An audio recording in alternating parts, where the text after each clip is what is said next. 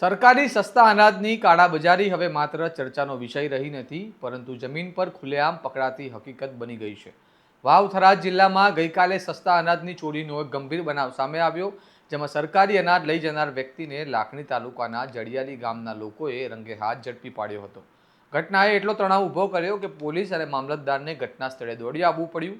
હવે આ મામલે બનાસકાંઠાના સાંસદ ગેનીબેન ઠાકોર પણ મેદાને આવ્યા છે અને કલેક્ટરને આવેદન આપી કડક કાર્યવાહી કરવાની માંગ કરી છે. આવો વિગતે વાત કરીએ સમગ્ર મામલા વિશે આ અહેવાલમાં.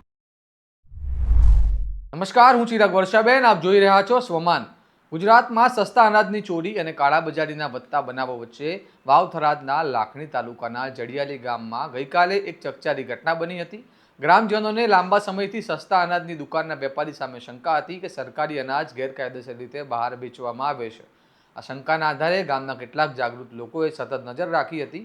ગઈકાલે જ્યારે અનાજ ભરેલું એક પિકઅપ વાહન ગામમાંથી બહાર જતું હોવાનું જણાયું, ત્યારે ગ્રામજનોએ તાત્કાલિક તેને અટકાવી દીધું. મામલો ગંભીર જણાતા પોલીસ અને મામલતદારને જાણ કરવામાં આવી. પોલીસે ઘટના સ્થળે પહોંચી પંચનામું કરી કાયદેસરની કાર્યવાહી હાથ ધરી હતી. આ ઘટનાની જાણ બનાસકાંઠાના સાંસદ ગેનીબેન ઠાકોરને થતાં તેમણે પણ તરત દખલ લીધી. ગ્રામજનો દ્વારા કરવામાં આવેલી રજૂઆત બાદ ગેનીબેન ઠાકોરે જિલ્લા કલેક્ટરને આવેદન આપ્યું છે, જેમાં સસ્તા અનાજની ચોરીમાં સંડોવાયેલા ઇસમો સામે તાત્કાલિક અને કડક કાર્યવાહી કરવાની માંગ કરવામાં આવી છે. તેમણે કહ્યું કે ગરીબોના હકનું અનાજ કાળા બજારમાં વેચવું ગંભીર ગુનો છે અને આવા લોકો સામે ઉદાહરણરૂપ કાર્યવાહી થવી જોઈએ. ગેનીબેન ઠાકોરે શું કહ્યું સાંભળો. ગામ એટલે લાખણી તાલુકાના જડિયાલી ગામના 40 થી 50 લોકો અહીંયા કલેક્ટર ઓફિસમાં આવેદનપત્ર આપવા આવ્યા છે. એમની માગણી એક જ છે કે હમણાં 2 દિવસ પહેલાં લગભગ 2500 કિલોથી પણ વધારે અહીંયા સસ્તા અનાજની દુકાનનું જે અનાજ રેશનથી મળે ગરીબોને એ 2 નંબરમાં જતું હતું ને આ લોકોએ આખી ગાડી પકડેલી. તો એક તો એમને એમના ગામનું જે રેશન કાર્ડ પ્રમાણે જે ફાળવણી હોય એ તમામને સ્ટોક મળે, અને બીજા નંબરમાં જેણે આ ગુનો કર્યો છે એ ગુનેગારને પકડીને એની સામે કાર્યવાહી થાય.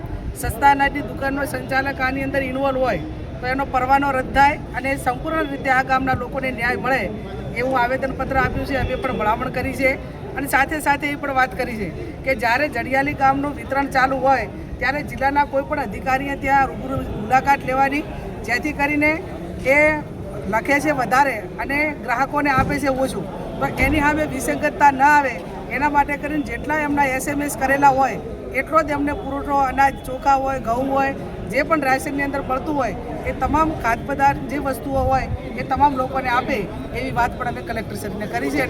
આ બાબતમાં એમણે ખાતરી પણ આપી છે ન્યાય તપાસ થશે અને નહીં થાય તો આવનાર સમયમાં સંકલન સમિતિની મિટિંગ હોય કે જેમાં રહી અને અમને ન્યાય અપાવવા માટેની જવાબદારી પૂરેપૂરી અમારી રહેશે. સસ્તા અનાજની ચોરી હવે ગુજરાતમાં જાણે સામાન્ય બાબત બની ગઈ હોય તેવું ચિત્ર ઊભું થયું છે. સસ્તા અનાજની દુકાનના વેપારીઓ સામે વારંવાર સરકારી અનાજ ગેરકાયદેસર રીતે વેચી દેવાના આરોપો લાગી રહ્યા છે, જેના કારણે ખરેખર જરૂરિયાતમંદ લોકોનો અનાજ મેળવવામાં ભારે મુશ્કેલી પડી રહી છે.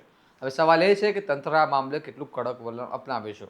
શું માત્ર પંચનામું પૂરતું રહેશે આ ઘટના, કે ખરેખર કાળાબજારીઓ સામે સખત કાર્યવાહી કરવામાં આવશે? આ સમગ્ર ઘટનાને લઈને તમારું શું મંતવ્ય છે તેમને કમેન્ટ બોક્સમાં જરૂર જણાવો. આવા વિગતવાર અહેવાલો માટે સ્વમાન્ય ચેનલને લાઇક કરો, આ વિડીયોને શેર કરો અને સબસ્ક્રાઇબ કરવાનું ભૂલતા નહીં. જોતા રહો તમારું સ્વમાન. નમસ્કાર.